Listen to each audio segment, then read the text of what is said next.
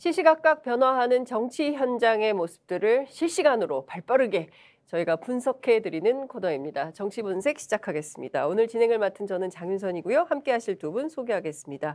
배종찬 소장, 이경 대변인 나오셨습니다. 두 분 어서 오십시오. 안녕하십니까. 네. 안녕하세요. 배 소장님은 제가 처음 뵙는 것 같아요. 여기서는. 그렇죠. 하지만 그렇죠. 우리야 우리는 뭐 하지만 네. 우리는 늘 일주일에 한 번. 꿀캠이죠. 그러니까요. 예. 베지터. 베지터입니다. 네, 저는 이 헤어스타일을 늘 감동하며 보고 있습니다. 네, 예. 자, 오늘 드디어 대통령 100일 취임 100일을 맞이했습니다.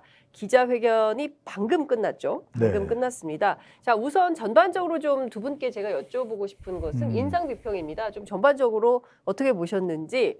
자, 우선 우리 베지터 배 소장님부터 한 말씀 부탁드릴게요. 저는 두 글자로 말씀드리면 좀 불변. 불변. 네. 바뀌지 않았다. 결국 대통령의 모두 내용도 그렇고 모두 발언의 내용도 대체적으로 지금까지 윤석열 대통령이 강조해왔던 내용과 큰 차이는 없는 것 같아요. 그리고 기자들의 질문을 받는 내용의 답변 내용도 법과 원칙을 강조하고 뭐 규제를 혁파하겠다. 이 내용은 지금껏 계속해서 윤석열 대통령이 해왔던 내용인데 네.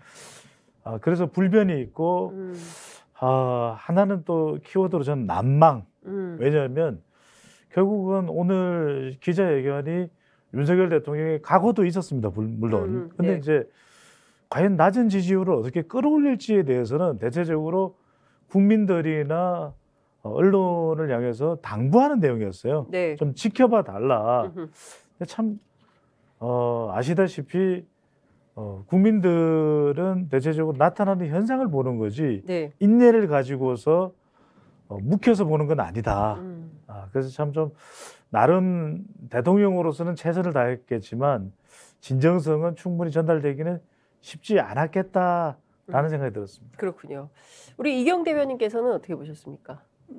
좋은 말씀. 그러니까 그 배경을 모르고 들으면은 좋은 얘기다 이렇게 들을 수가 있는데 저는 그래서 좀 부정적인 지적을 너무 많이 해서 제가 부정적인 사람이 되는 것 같아서 좋게 들으려고 했거든요. 근데 말씀 하나하나마다 그럼 이건 어떡하고? 왜 저렇게 했는데 뒤에는 왜 이렇게 했지? 이런 식으로 좀 많이 들렸었고요. 네. 탈원전 폐기 이 얘기도 했었는데 탈원전은 60년 목표이거지 아니지 않습니까? 근데 그런 부분에 대해서도 뭐 폐기할 게 있어야지 폐기를 하지. 그 순간 그랬어요. 아니 폐기할 게 뭐 있어야지 폐기를 하지. 그리고 이것은 지구상의 국가들이 전반적으로 같이 함께 나가는 거잖아요. 탈원전이라는 것은. 그런데 왜 우리나라만 지금 친환경 에너지가 아니고 탈원전 폐기를 이렇게 집중으로 뒀을까? 약간 이렇게 부정적인 생각이 갑자기 또 들었고. 네. 그리고 산업 현장에서 불법 행위에 대해서는 우리가 뭐 불법은 용인하지 않겠다 그렇게 얘기했는데 불법 행위가 그러면 노동자들이 모든 하는 것은 다 불법 행위냐? 그러면은 재산이 많은 사람들이 이 노동자들을 지휘하는 사람들이 했던 그러니까 한마디로 그 사주겠죠. 그런 사람들에 대한 불법 행위에 대해서는 전혀 없는 것이냐 이런 얘기가 들리는 것이고요. 그런 생각이 드는 것이고. 네. 그래서 조금 제가 긍정적으로 바라보려고 했으나 네. 여전히 요소 앞뒤가 맞지 않는 모순적인 것들이 좀 많았다 이렇게 생각이 듭니다. 그렇군요. 자, 저희가 우선 좀 그 말문을 여는 순서를 좀 마련했는데 길게 열렸어요. 길게 열려서 네. 저희가 첫 번째 주제 소개를 못하고 바로 본론으로 훅 들어가 버려서 지금 하면 되죠. 지금 하겠습니다. 네. 시청자 여러분 바로 하겠습니다. 이예희 기자 나와주십시오. 생방송 정치본색, 오늘의 주제는 윤 대통령 100일 기자회견 명함입니다. 윤 대통령의 취임 100일을 맞아 첫 공식 기자회견을 열었습니다. 지난 100일간의 소회와 향후 방향성을 제시하는 데 초점을 맞췄는데요. 특히 국정 지지율 악화, 국민의힘 내홍 등 국정 난맥상이 짙어 국정 쇄신의 방향성을 뒀습니다. 그런데 여론의 반응 싸늘한데요. 근본에 대한 문제의식 없이 포장지만 바꾸려 한다는 비판이 거셉니다. 윤 대통령은 국민의 인적 쇄신 요구를 수용하는 걸까요? 오늘의 첫 번째 주제, 겉으로만 죄송한 대국민 회견입니다. 네, 불변 난망. 그리고 아무리 좀 좋게 보려고 해도 좀 긍정적인 요소를 좀 찾아보기가 어려웠다. 이런 평가를 좀 주셨습니다. 진행자인 저도 의견을 좀 보태겠습니다. 저는 그러나 오늘 기자회견을 쭉 지켜보면서 소폭 상승할 가능성이 있다. 지지율을. 저는 그렇게 봤습니다. 왜냐하면요. 제가 기자회견문 전체를 쭉 다 타이핑을 치면 정말 100만 년 만에 말진의 자세로 제가 타이핑을 다 쳤더니 A4 한 7장 정도 나오더군요. 내용 전반을 보면 일단 대통령이 저부터 분골쇄신하겠다라는 입장을 처음 얘기를 했습니다. 그리고 그동안에 보면은 좀 중언부언하거나 무슨 말인지 잘 모르겠는 주장을 해서 국민들을 좀 혼란스럽게 했는데 오늘 몇 가지 정책 포인트에 있어서 본인의 분명한 입장을 밝혔습니다. 그리고 어찌됐든 대통령실의 아마추어식 대응에 대한 비판이 굉장히 많았는데 철저히 조사 지금 하고 있다. 이미 조사를 하고 있고 어디서부터 무슨 잘못이 있는지 꼼꼼하게 들여다보고 하겠다. 그러니까 저희가 어제 이제 교육비서관 문제로 이게 끝이냐라는 이제 언론의 비판이 있었는데 이것을 시작으로 해서 대대적인 대통령실 개편이 있을 수도 있겠다라는 생각이 좀 들었습니다. 오늘 이제 그 컨텍스트를 읽어보면 좀 그런 생각이 좀 들었는데요. 어찌됐든 모두 발언을 좀 길게 했어요. 그리고 나서 13명의 질문을 받은 것 같습니다. 이제 내외신 합쳐가지고 제가 보니까 12명이군요. 이투데이 하유미 기자까지 해서 모두 12명의 질의응답이 있었습니다. 원래 예견된 40분을 넘어서 약 10분 정도 더 기자회견을 했는데 저는 뭐 윤 대통령 스타일대로 그래 빠르게 가 해서 좀 더 길게 할 줄 알았더니 그건 아니었습니다. 여하튼 예정된 시간보다는 약간 넘어서까지 기자회견을 했는데요. 제가 그 말씀 드릴까요? 이 말씀 드려야 될 것 같은데 네. 왜 길게 못하느냐? 네. 내용이 비슷해요. 내용이 비슷해요. 그러니까 같은 내용을 반복하면은 네. 그러니까 지금 그 장윤선 진행자께서 말씀하신 거에 저도 공감을 해요. 저희 데이터 전문가이기 때문에 네. 데이터 분석을 해보면 지금도 윤석열 대통령 지지율이 이제 추락세에서 둔화세로 조금 바뀐 건 있어요. 워낙 이제 지지율이 급락하니까. 네. 그리고 또 하나 윤석열 대통령의 지지율이 올라갈 만한 것이 이재명 지도부 체제가 만들어지면 대결 구도, 이른바 윤명 3차 라운드예요. 그러면 또 이게 정치적인 변곡점이 되기 때문에 올라가요. 네. 그리고 세 번째는 뭐냐? 아까 이경 대변인이 참 예리한 이야기를 하셨어요. 배경을 모르고 들어보면 좋은 이야기죠. 그러니까 국민 다수가 다 고관여층이 아니에요. 정치 고관여층이 아니라 이 방송을 듣고서 또 국민들의 상당수는 아이 그래 대통령이 옳은 말 하네. 저대로만 가면은 그래도 좀 풀릴 거야. 아이 그래 임기 3개월 가지고 너무 또 다그쳤어. 그런 게 있겠죠. 근데 핵심은 이거예요. 여기에 등장할 수 있는 저는 용어가 모순이거든요. 모순. 그러니까 결과적으로는 자가당착. 그러면 제일 핵심적인 문제가 뭐냐면 사람 문제예요. 이준석의 문제, 또 김건희의 문제, 그 외에 지금 친이대를 형성하고 있는 검찰이나 윤핵관 인사들에 대한 문제 해결된 게 하나도 없잖아요. 그러니까 근본적인 처방책은 하나도 나온 게 없고 잘할 테니까 좀 봐줘요. 날 지켜봐요.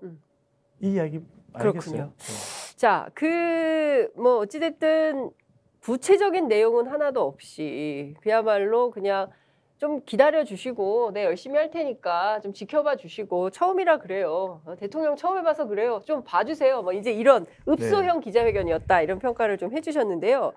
이경 대변인께 제가 좀 여쭤보고 싶은 게 있는데 모두 발언에서 소주성 같은 잘못된 경제 정책을 폐기했다. 이걸 굉장히 잘한 정책으로 평가를 했습니다. 그런가요? 저는 우선은 문재인 정부에 있었던 부분에 대해서는 다 반대로 가겠다라는 점은 그대로인 것 같아요.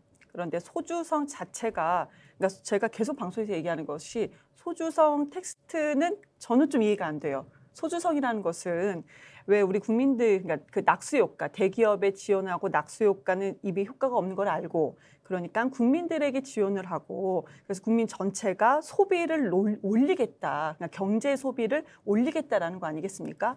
근데 이것을 보편적인 보편 국민 소비 경제 지능 이런 식으로 뭔가 비슷하게 좀 하면 좋을 텐데 소득 주도 성장이라는 얘기를 하니까 좀 이해가 안 됐고, 이거는 문재인 정부 때 이건 잘못인 것 같아요. 그런데 그렇다고 해서 그 워딩이 잘못됐다고 해서 그 정책 방향이 아예 안 좋은 것이냐?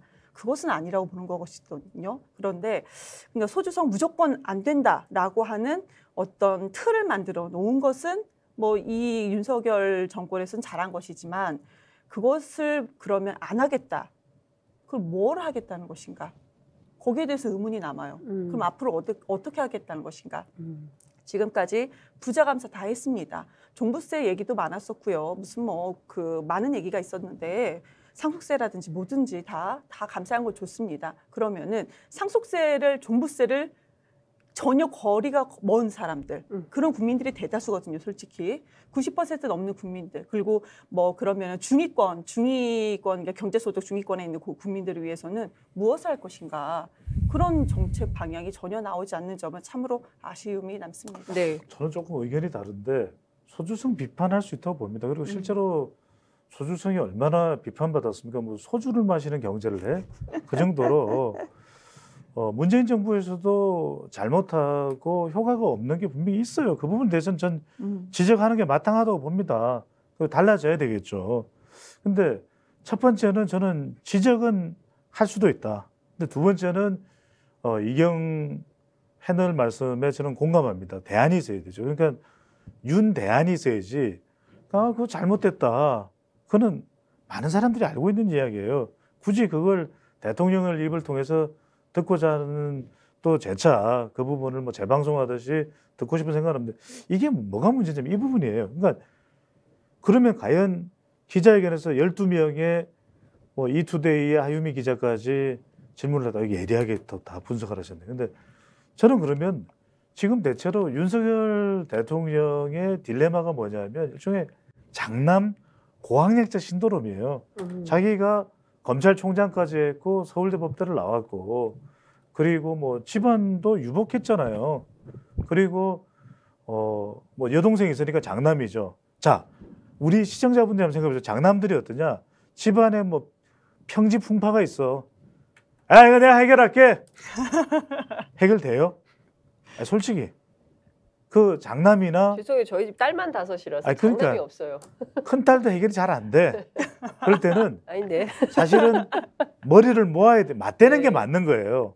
마치 아이 나또 내가 해결할게.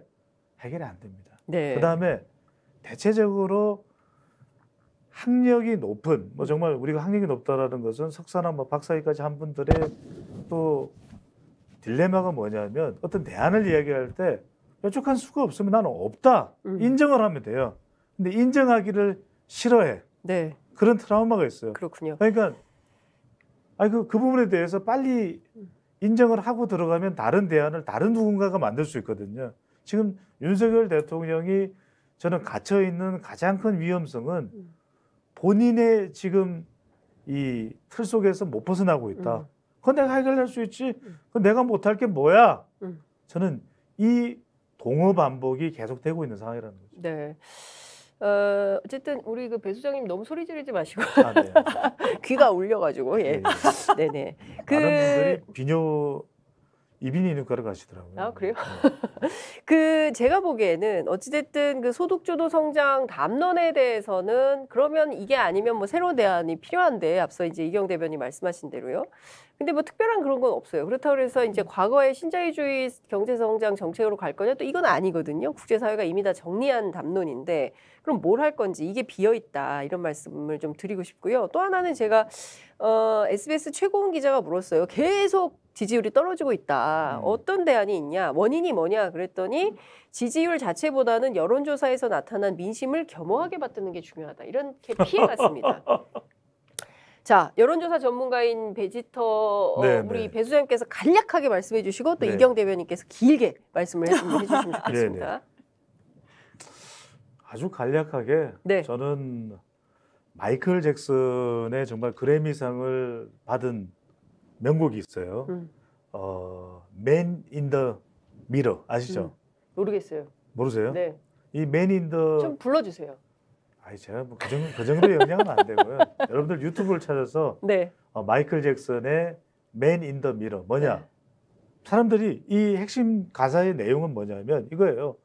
다 뭐가 잘못됐다 이런 이야기를 해요. 근데 거울을 보면은 그 사실 잘못을 저지른 사람이 그 거울 속에 있어요. 누구예요?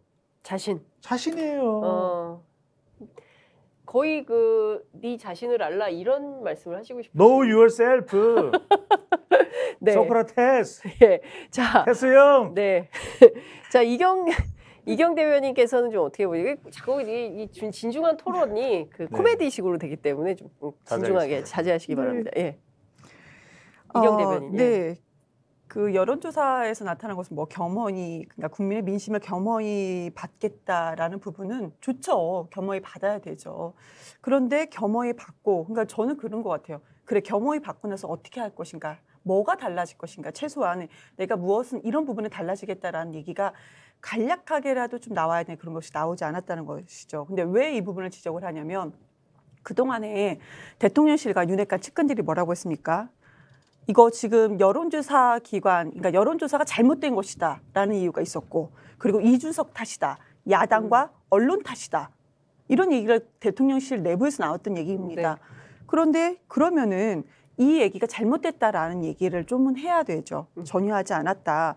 그렇기 때문에 이 지금 100일 기념으로 MBC나 KBS 여론조사 한 거를 보면은 국정 운영 지지율에 대해서 앞으로의 기대치, 앞으로 잘할 수 있을 것인가? 라는 기대치도 아니다. 앞으로도 못할 것이라는 것이 60% 가까이 나오고 있거든요. 왜 이런 것인가? 그걸 좀 봐야 될 것 같아요. 그리고 이렇게 여론조사가 떨어진 부분에 대해서는 우리 많은 여론조사에서 기관에서 나오잖아요. 대통령 본인의 탓이다가요. 지지율 차이는 조금 있겠지만 1위입니다. 다 전반적으로. 그럼 그 부분에 대해서도 그럼 내가 무엇이 문제였기 때문에 이런 부분을 좀 고치겠다라든지 그동안에 그런 생각에 내가 좀 미스가 있었다. 이렇게 뭔가를 나와야 되는데 겸허히 받아들이겠습니다. 이렇게 얘기하고 있다는 거죠. 그래서 그냥 말만 바꾼 것이 아닌가. 의미 없다 해서 그냥 내가 좀 보고 있고 받아들이겠다. 받아들여서 뭐 하겠다는 것인가. 이게 전혀 없습니다. 네. 아쉽습니다. 네.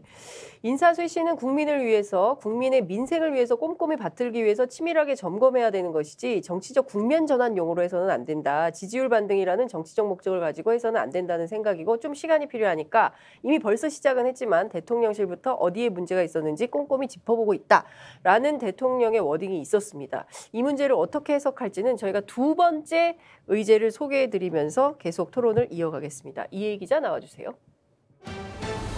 두 번째 주제는 알맹이 없는 인적 쇄신안입니다. 윤 대통령은 대규모 참모 교체설에 선을 긋고 실속 있는 변화를 추진해야겠다고 밝혀왔는데요. 그러면서 국민의 민생을 제대로 챙기고 국민의 안전을 꼼꼼하게 챙기기 위해 변화해야 한다고 말했습니다. 한편 국민의힘은 어제 의원총회에서 권성동 원내대표에 대한 재신임을 결정했습니다. 이준석 찍어내기를 끝으로 더 이상 바뀔 것 없는 국민의힘일까요? 오늘의 두 번째 주제 함께하겠습니다. 대체로 지지율이 막 네. 떨어지면 사람부터 바꿉니다. 그리고 그렇죠. 우리가 이제 앞으로 이렇게 달라질 거니까 국민 여러분 저희를 좀 지켜봐 주세요. 뭔가 행동을 하고 그리고 나서 이제 메시지를 내보내면서 변화했다. 이 자체로 좀 평가받으려고 하는데 안 바꿨어요. 그렇죠. 안 바꾸고 비어 있어요. 네. 안 바꾸고 비어 있고 대신에 대통령실에는 한 명 투입하고 새로. 네. 그런데 이제 김은혜 전 의원인데 이제 홍보 라인으로 이제 투입이 되는 이런 상황입니다. 자, 어떻게 지지율 회복에 좀 도움이 되겠습니까? 이런 인적 쇄신 방안이? 쇄신이라고 하기도 좀 어렵죠. 네. 도움이 안 되는 이유는 네. 지금 국민들의 국정 운영 평가 기준과 대통령의 인식 사이에 하늘과 땅 차이예요. 그래서 지지율에 변화가 없고 지지율 대폭락이 이루어진 거죠. 네. 자, 우리가 역대 대통령 중에서 임기 초반도 그렇고 한 중반까지도 별다른 인사 문제, 사람 문제가 없었던 대통령이 누구냐면 DJ예요. DJ는 왜? DJ가 JP, TJ와 결합된 DJP가 돼버렸잖아요. 네, DJP 연합. 이게 핵심이에요. 네. 그러니까 자, 통합하면 좋을 텐데 협치해야지. 그걸 아예 처음부터 해버린 거예요. 그러니까 그 인사는 문제가 안 생긴 거예요. DJP. 물론 이제 중간에는 삐그덕 상통이 깨졌죠. 그런데 지금 대통령을 보면은 낮은 지지율의 문제가 사람 문제예요. 네. 제가 아까 말씀드렸잖아요. 이거는 우리 시청자분들 잘 보셔야 될 거는 윤석열 대통령을 보수나 진보나 중도로 보시면 안 돼요.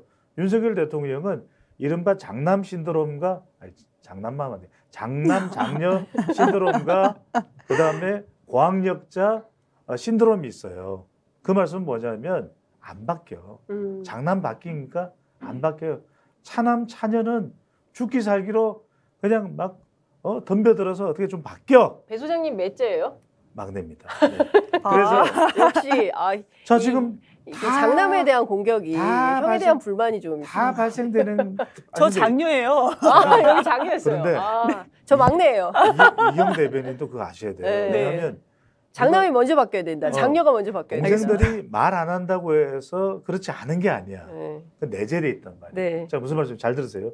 자 뭐냐 이게 지금 모든 잘 문제가 들어요. 사람 문제입니다. 이준석, 심지어는 김건희, 그다음에 건진, 그다음에 공진, 뭐 천공, 뭐 이름도 다 외우시고 뭐 신무정, 하여튼 거기에다가 뭐 검찰 또 여기에 뭐 낸시 펠로시, 경찰 다 사람이야. 네. 다 사람 문제거든요. 네, 다 사람 문제잖아요. 권성동 다 사람.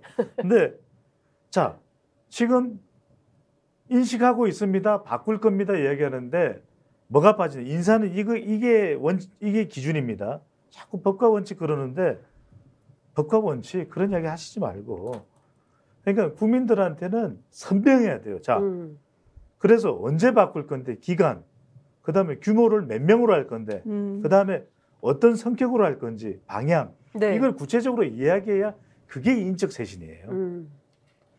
근데 지금 보면은 여론조사에서도 배우자 김건희 씨에 대한 얘기가 긍정적이지는 않잖아요. 상당히 좀 네, 부정적인 그렇죠. 것인데 제가 인적 쇄신 문제에서 왜 김건희 씨를 얘기하냐면 어디에 문제가 있는지 꼼꼼히 살피겠다. 그런데 벌써 드러난 문제는 있어요. 네. 그러면 본인의 배우자와 연관되어 있는 사람들을 먼저 딱 정리를 해야 되는 것이 국민들에게 보여주기 또 국민들을 설득하기에 아주 그냥 가장 쉬운 방법일 거라고 생각을 합니다. 근데 왜 이런 얘기를 또 하냐. 우리 사전 컨트롤 권한을 포기했다. 민정수석실이 포기했다고 하지 않았습니까? 네. 그런데 민정수석실은 그 대통령의 가족과 사촌, 육촌까지도 다 이것을 살피고 있지 않습니까? 근데 전혀 그런 것을 컨트롤 타워를 포기를 했다. 네. 그러니까 김건희 씨에 대한 사전 컨트롤 타워는 둬야 된다. 그러니까 배우자, 장모뿐만 아니고 둬야 된다라는 것인데 이걸 아예 포기했다고 합니다. 그리고 이번에도 취임식에도 권오수 회장이 아들이 취임식에 누구 초대를 왔냐. 이거 좀 네. 의문점은 남아있었죠. 그런데 언론에서도 밝혀졌던 것이 장모의 통장 잔고 위조, 공문서 위조의 공범이 또 나왔죠. 지금 네. 김건희 씨의 추천으로 해서 취임식에 초대됐습니다. 네. 이거 잘못된 거 아니겠습니까? 다 관련이 되어 있다. 네. 그리고 과거에 저도 얘기했지만 대통령실의 관저라든지 아니면 집무실에 공사 관련된 것도 연관이 되어 있고 홍보수석실에 들어가 있는 사람들도 김건희 씨와 어떻게든지 연관이 되어 있습니다. 근데 여기에 또 공사했던 사람은 또 건진법사 하고도 또 그 재단에 또 1억 원을 또 후원했다. 이상하게 연관되지 말아야 될 부분들이 다 연관이 되어 있지 않습니까? 그러면 우선 보여지는 것부터 이것을 쇄신해야 된다라는 말씀을 꼭 드리고 싶은데 근데 이상하게 김건희 씨 관련된 것은 항상 침묵을 하더라고요. 대통령실 내부에서도 우리가 어떻게 할 수 없는 범주에 있다 이렇게 얘기하고 있지 않습니까? 이상한 이 부분부터 쇄신을 해야 된다라고 말씀드리겠습니다. 제가 이 말씀을 드릴게요. 네. 왜냐하면 박근혜 전 대통령 몰락의 씨앗이 됐던 것이 기억나실 거예요. 그때 청와대 뭐 십상시 문건이었잖아요. 네. 그때 제 기억날 때 그게 이제 2013년에서 14년 넘어가는 시점이었어요. 그렇죠. 예. 그때 제가 방송에서 어떤 얘기를 했냐면 이 문제를 끊어내야 된다.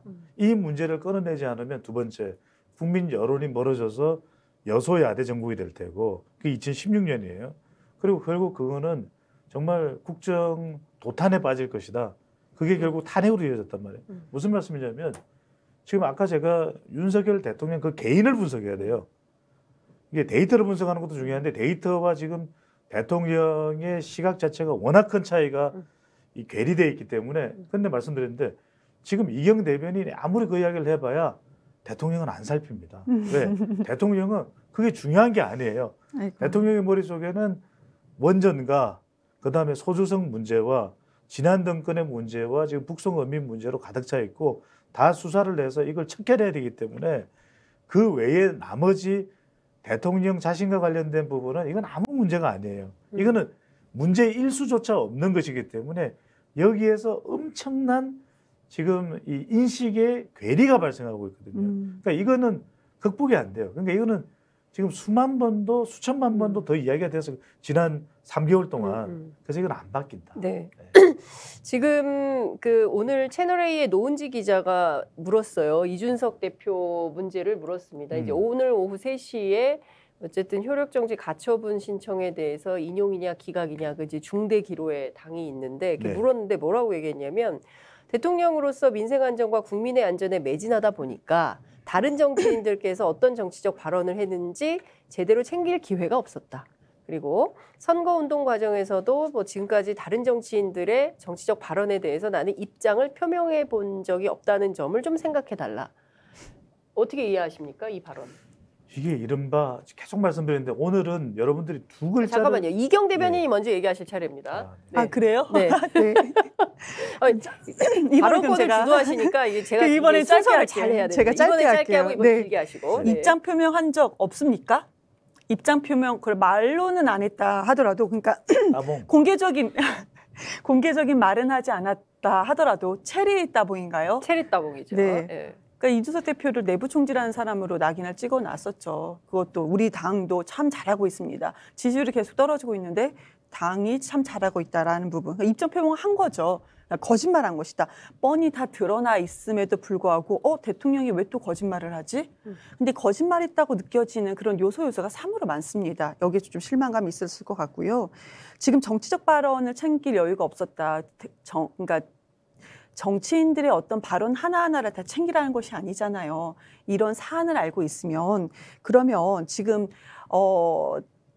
집권 여당 아니겠습니까? 그 여당의 상황에 대해서 대통령의 발언, 대통령의 방향, 대통령이 국민을 위해서 여당이 어떻게 지금 조용해져야 되는 것인가라는 대통령의 어떤 기조, 이것을 기자가 물었을 텐데 그 질문을 이해를 못한 것인지 아니면 본인이 그런 것에 대해서 관심이 없는 것인지 아니면 있음에도 불구하고 속 좁은 본인의 내면을 들킬까 봐 무시하는 것인지는 모르겠으나 동문서답했다라고 말씀드리겠습니다. 네. 그렇죠. 이거는 동문서답뿐만이 아니라 북문남답이죠. 아니, 아까도 말씀드렸지만 여러분들이 제가 설명한 그 분석의 잣대에서 현상을 이해하시면 다 이해가 돼요. 왜? 지금 윤석열 대통령에게는 이준석 대표 관련된 게 하나도 중요한 건이 아니에요. 그냥 하찮은 건이에요. 그렇기 때문에 뭐 내가 따봉 그 부분에 대해서도 설명 안 하잖아요. 네. 사실 그걸 설명해야 돼요. 이준석 대표에 대해서 물어봤자 나올 답은 뻔해. 그거는 뭐 당무 개입 안 하고요. 뭐 어떻게 돌아가는지 전 여의도 정치 몰라요. 그러면 이건 심각한 불통이죠. 네. 불통일 뿐만 아니라 대통령이 국회와 협력을, 그건 국회 내용을 뻔히 알고 있어야 되죠. 그것도 집권 여당이 지금 오락가락 갈팡질팡 완전히 그냥 콩가루 집안 되기 일보 직전인데 임기 3개월 만에 그럼 이걸 대통령이 내용을 잘 모르고 있다? 그러면 이건 고통이고 국민들은 이렇게 돌아가는 상황이 산통 깨지는 거예요. 그래서 무슨 말씀이냐. 지금 대통령은 그냥 뭐 이거 어떻게 되겠지. 이게 중요한 게 아니에요. 우선순위에서 저만큼 멀어져 있어요. 그거는 권성동 원내대표나 따봉 받은 사람이 해결할 문제지 내가 해결할 문제가 아니다.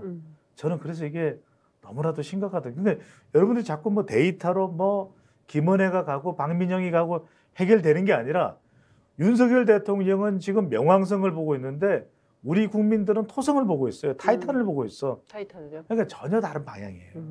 그렇군요.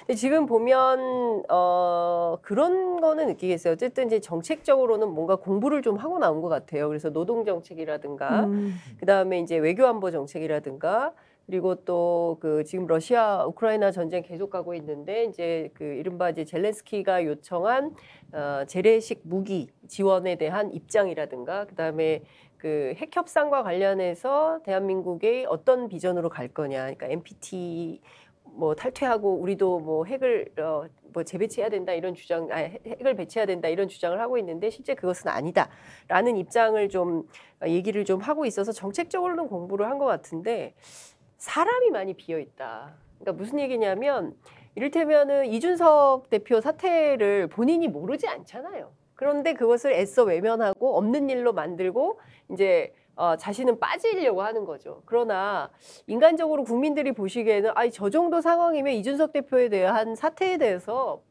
명확하고 분명하게 본인의 입장을 얘기하고 넘어가야 되는 거 아니야? 그냥 눈 치고 넘어간다고 될 일이야? 라고 국민들은 생각하는데 전혀 공감이 안 되는 거죠. 나는 몰라. 나한테 중요한 일이 아니야. 그러니까 나한테 이런 거 묻지 마. 라고 하고 넘어가는 것에 대해서 과연 국민들이 동의를 해 주실지 잘 모르겠습니다. 문제는 100일 이후에 앞으로 대통령과 윤석열 정부가 어떻게 변화할지 이 점을 좀 짚어봐야 될 것 같은데요. 자, 저희들이 세 번째 토크 주제로 넘어가겠습니다. 오늘의 세 번째 주제는 100일 기념 국민 무관심 증폭입니다. 여론 눈치 안 보고 뜻대로 밀어붙이겠다는 100일 대통령의 강단이 돋보입니다. 원칙과 책임을 버리고 여당의 권리만 누리겠다는 국민의힘, 오만함으로 비춰지는데요. 무엇보다 중요한 것은 윤 정부가 국정 운영 동력을 회복하는 것입니다. 떠나간 민심을 되돌리지 못하면 정권은 사상 누각되진 않을까요? 무신분립을 마음에 새기고 국민의 신뢰도를 확보해야 합니다. 마지막 주제 함께하겠습니다. 자, 저는 앞서 이제 약간 소폭 상승할 거라고 봤는데 우리 여론조사 전문가이신 배종찬 소장께서는 어떻게 전망하십니까? 이번 주에 있을 지지율 조사에서 리얼미터나 아니면 갤럽 조사 등에서 어떤 현상이 좀 나타날 거라고 보세요? 오늘 기자회견 계기로? 저도 횡보하거나 또는 뭐 1% 내지 또 1.5% 정도의 반등 보합세가 나타날 가능성은 있다고 봅니다. 그 이야기는 뭐냐면 이 100일이라는 기점으로 보수층이나 중도 보수층이 또 결집할 수 있는 계기를 만들 수도 있고 또 하나는 이제 부동산 정책 관련된 것은 아주 강하게 대선 후보급인 이 원희룡 장관이 250만 호 플러스 알파 공급 또 신통기획이라고 해서 서울의 오세훈 시장이 주도하고 있는 대규모의 재개발이나 재건축을 통한 이게 부동산 경기를 활성화시키는 것이거든요. 이런 게 이제 요인이 될 수 있죠. 왜냐하면 결국 사람들은 뭐 정치적 이해관계 다 떠나서 자산의 이해관계가 가장 큰 거예요. 그러니까 이런 요인들을 통해서 대통령이 그동안 숱하게 했던 헛발질을 줄여 나가는 것에 대해서 그런 각오를 일단 밝힌 거잖아요. 아까 말씀드렸듯이 모순되고 괴리되지만 각오를 밝힌 것은 보수층에게는 또 중도 보수에게는 신호가 돼요. 이제 그 정도 의미의 반등 보합세 정도의 효과는 있을 수 있지만 결국 그 이후의 현상은 뭐냐? 짧게 말씀드리면 결국에는 앞으로의 윤석열 대통령의 국정 운영 지표는 이재명 당대표가 된다면 이른바 윤명대첩의 연장선상에서 작동이 돼요. 그래서 그때가 되면은 이준석 대표, 또 김건희 여사, 또 그 외에 숱한 지금 논란과 억척 또 의혹들이 살짝 뒷선으로 밀려요. 왜? 윤명대첩이 전쟁이니까. 러시아 우크라이나도 전쟁하면 아니 러시아 국민인들 아니 왜 전쟁해? 그럴 거 아니에요. 그런데도 일단 전쟁이 벌어지니까 국민으로서 푸틴에게 울며 겨자 먹기로 힘을 실어줄 수밖에 없거든요. 저는 지금 앞으로의 이 우리 스픽스 방송 꼭 우리 계속 보셔야 돼요. 구독도 구독 제발 좀 눌러줘요. 구독 좀 눌러주고 해요. 우리 배종찬, 이경 살아남지. 근데 거기서 중요한 건 뭐냐면 대통령의 앞으로의 국정 운영의 연장선은 윤명 이 선이 대결 전쟁이 연장선이에요. 그렇군요. 우리 이경 대변인께서는 어떻게 보십니까? 살아남아야 될 이경 대변인. 저는 우선은 이 100일 기자회견에서 모두 발언 이제 전문에서요. 너무 걸리는 게 하나 있었어요. 이분이 왜 이 얘기를 하시지? 이미 MBC에서 여러 차례 보도했던 부분, 그 무엇이냐? 공적 부분 긴축, 구조 조정하겠다. 한마디로 국유재산 이거 필요 없는 국유재산 팔아서요. 지금 곳간 비었으니까 곳간 채우겠다 이 얘기 아니겠습니까? 그런데 그 곳간 비었다는 곳간에 앞서 말씀드린 것처럼 부자 감세는 이미 다 했고 근데 공적 부분 긴축을 어떻게 하겠냐. 근데 지금 이미 밝힌 바가 있었죠. 국유재산 뭐 매물도 9건을 내놨습니다. 그러면서 2건에 대해서 설명했는데 총 9건 중에서 너무 웃긴 것은 6건이 강남이에요. 그러니까요. 말도 안 되지 않습니까? 근데 이것은 또 뒤로 기자들한테 밝히지 않아서 뒤로 좀 숨겨놓고 또 한 건은 또 서울에도 중심 뭐 강서인가요? 아무튼 중심에 있었던 것이고 그러면서 내놔야 된다 이것이라고 얘기했던 것이 제가 아까 대통령이 거짓말 얘기했는데 이것도 또 거짓말입니다. 노후 관사야 있다. 지금 우리가 유휴지다. 그러니까 이 부분에 대해서는 이것을 매물로 팔고 난 다음에 이것은 국민의 세금에 우리가 보태겠다 이렇게 했는데 알고 봤더니 유유지 아니었지 않습니까? 버젓이 6층, 4층짜리 그것도 건물 지은 지 몇 년, 10년도 아직 안 된 건물이 버젓이 있습니다. 2개가 또 이렇게 있고 노후관사라고 했던 것은요. 7층짜리 건물인데 거기에 성형외과도 있고요. 아주 그냥 수입 수입 차량을 판매하는 고급 수입 차량을 판매하는 곳이 그런 매장이 딱 버젓이 있습니다. 강남 한복판에. 거짓말 아닙니까? 그러면서 이것을 팔겠다. 근데 우리 과거에 이런 비슷한 일이 박근혜 정부 때도 있었잖아요. 그런데 이것을 이런 식으로 팔았다. 그때 박근혜 정부가 한국석유공사인가요? 이런 식으로 한국석유공사 4억을 팔았는데 그때 팔고 그럼 누가 샀냐? 민간인 업체라고 하는 것이 샀는데 그 업체를 봤더니 재무부 관료 출신 회장이 1, 2, 3기에 있습니다. 그리고 박근혜 정부 때 이거 팔아라 했던 그런 장관이 지금 봤더니 그 회사에 사회이사로 합류해 있어요. 이런 과거가 있는데 지금 공적 부분 긴축하겠다 팔겠다 하면서 거짓말하면서 판다는 부분 이 부분은 솔직히 국민들께서 아신다면은 지지율 하락이 아니고 정말로 뒷목 잡고 쓰러질 일이 지금 벌어지고 있다. 근데 이것을 모두 발언에 버젓이 실었다는 부분에 대해서는요. 이것은 우리 언론이 가만히 있으면 안 됩니다. 국민들께서 이 부분을 정확히 알 권리가 있다는 점을 다시 말씀드리고 싶습니다. 사실 뭐 민영화 문제도 굉장히 심각한 이슈 중에 하나죠. 물론 이제 지금 뭐 절대 민영화는 없다라고 이제 주장을 하고 있지만 실제로 민주당에서는 이 문제를 굉장히 이제 중요하게 보고 있고 그래서 그냥 넘길 수 없다는 판단하에 뭐 꾸준히 주목해서 살펴보고 있는 걸로 알고 있습니다. 이제 사실 제일 중요한 것은요. 어찌됐든 이제 국민 손으로 뽑은 대통령이기 때문에 대통령과 정부가 잘 되기를 바라는 마음은 누구나에게 있다. 그런데 다만 어떤 국민들을 대상으로 조금 더 잘 살게 해줄 거냐. 저는 여기에 포인트가 있지 않을까 싶습니다. 앞서 말씀 주신 대로 재벌 대기업 이미 잘 사는 사람들 더 잘 살게 해줄 거냐?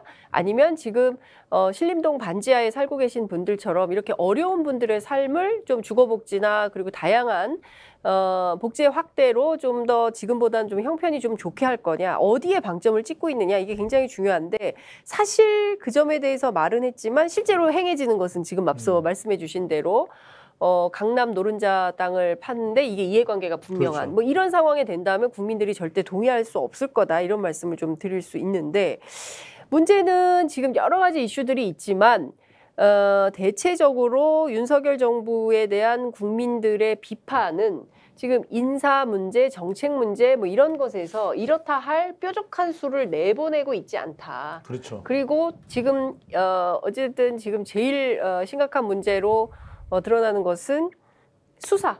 곧 이제 그 정치권에 대한 수사 바람이 몰아닥칠 거다. 이제 이런 얘기들이 나오고 있는 것입니다. 좀 배종찬 소장 어떻게 보세요? 이를테면 지금 이제 국민들은 점점 지지율은 떨어지고 그리고 정책은 특별하게 나올 게 없고 또 야권에 대한 수사는 가속화되고 뭐 이러면 어찌됐든 국민들이 좀 더 위축되는 방향으로 경제도 위축, 정치도 위축 뭐 그렇죠. 이렇게 되지 않을까요? 아주 피곤한 정부가 될 가능성이 상당히 높은 거죠. 피곤한 근데 정부. 그 국민들의 속속들이 서며 있는 그 피곤함을 네. 윤석열 대통령이 과연 인식을 할까? 그게 저는 핵심인 것 같아요. 아까도 말씀드렸지만 가장 크게 우려되는 게 바로 그 부분입니다. 그러니까 대통령을 견제할 장치가 없다. 다 대통령 심기 의존만 하고 있는 상황에 대해서는 곤란한데 여기서 이제 핵심은 그거예요. 자, 그러면 경제를 윤석열 대통령이 전문성이 있는 것도 아니고 그러면 한덕수 총리나 추경호 부총리가 주도하고 경제를 이끌어가는 모습을 보이는 것이 그것이 핵심일 거예요. 오늘 같이 대통령이 물론 자리가 나와야 되지만 적어도 내일이나 어제 같은 경우에는 한덕수 총리가 나와서 존재감이 있어야 돼요. 책임 총리라고 그랬잖아요. 그런데 한덕수 총리가 어디 있는지도 모르겠어요. 지금 총리인지도 모르겠어요. 그럼 이것도 잘못된 것이고 정말 중요한 것이 지금 자칫 잘못하면은 그래요. 해야 될 수사는 해야 되겠죠. 뭐 이재명 수사한다 또는 문재인 정권에 대해서 탈탈 털어내겠다. 박지원 전 원장 예외가 아니다.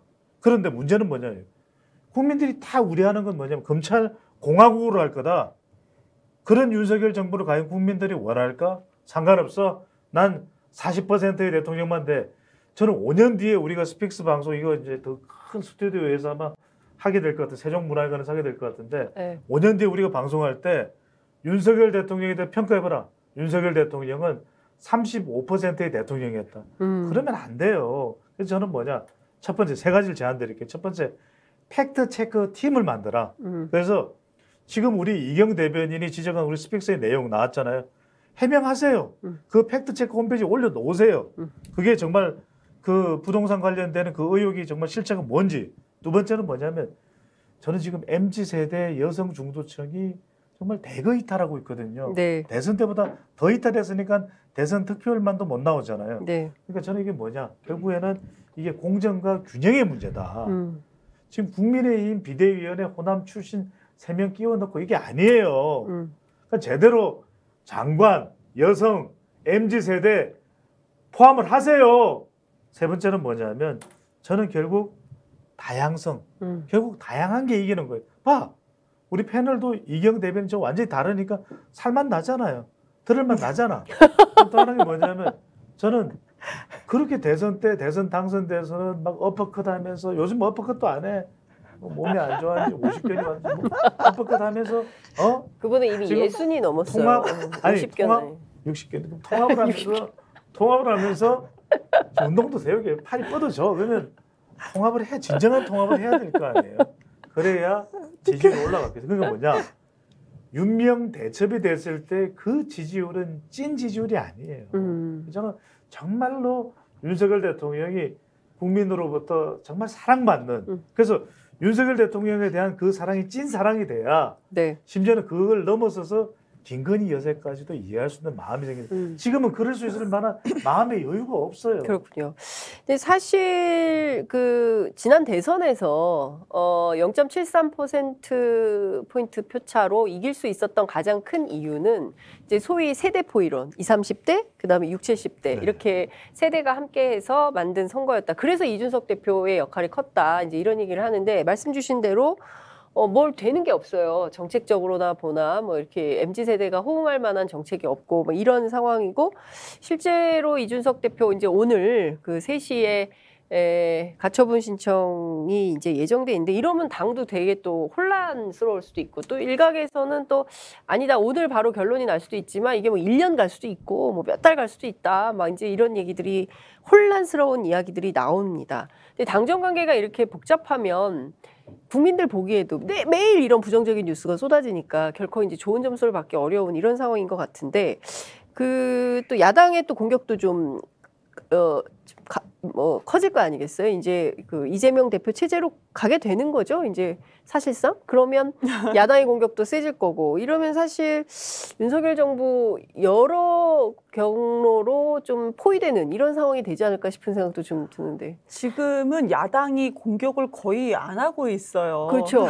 야당이 지금 내부가 정신이 없어가지고 전당대회 하느라고 맞아요. 야당이 지금 공격을 안 하고 있음에도 불구하고 지지율은 야당은 오르고 여당은 떨어지고 대통령의 지지로 완전히 곤두박질하고 있는 상황인데 야당이 좀 더 잘하면은 좀 더 관심을 받지 않을까 하는 생각이 드는 것이고요. 그리고 저는 아까 이준석 대표의 그 전 대표의 세대 포위로는 저는 개인적으로 안 맞다 생각해요. 왜냐하면 네. 20, 30대의 부모님이 60, 70대는 아니거든요. 40, 50대예요. 근데 40, 50대는 포위를 못했어요. 40, 50대는 민주당을 많이 지지를 했기 때문에 그래서 이준석의 세대 포위로는 저는 개인적으로는 이것이 딱 봤을 때 완전히 틀렸다라는 생각이 들고 근데 지금 왜 이렇게 지지율이 왜 이러냐 그럼 어떻게 지지율을 올릴 것인가 저의 개인적인 솔루션 제가 나름 분석한 것은 공정과 상식을 상당히 많이 외치지 않았습니까? 그런데 100일 여론조사에서 아까 제가 말씀드렸던 그 뭐 MBC나 KBS 여론조사에서 지금 공정 가치를 실현하냐라고 했을 때 실현하지 않는다가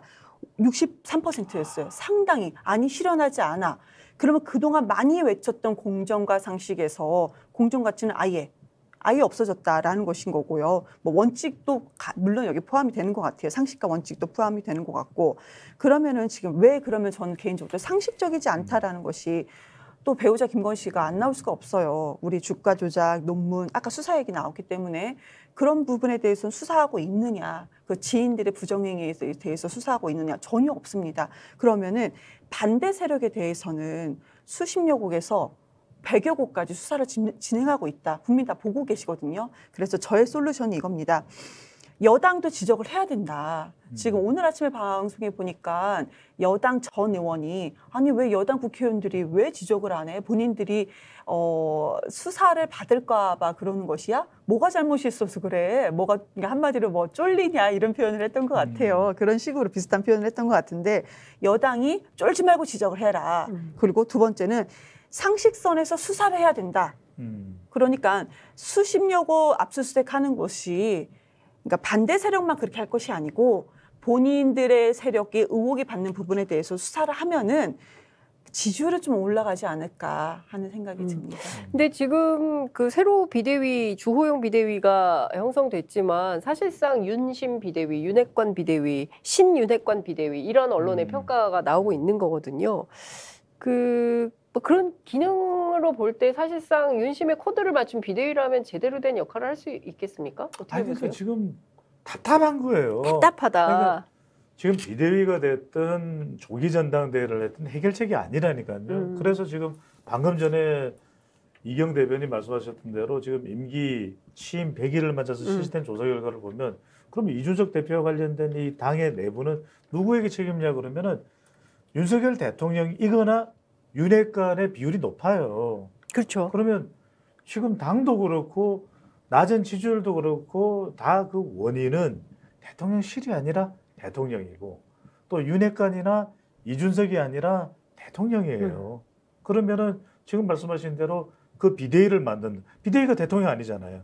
그러면 조기 전당대회를 통해서 이준석 대표가 뭐 간장 한 삽을 마시겠네요 이러면서 간철수 뭐 안철수 장제원이 됐든 그걸로 해결이 안 되는 거죠. 그렇죠.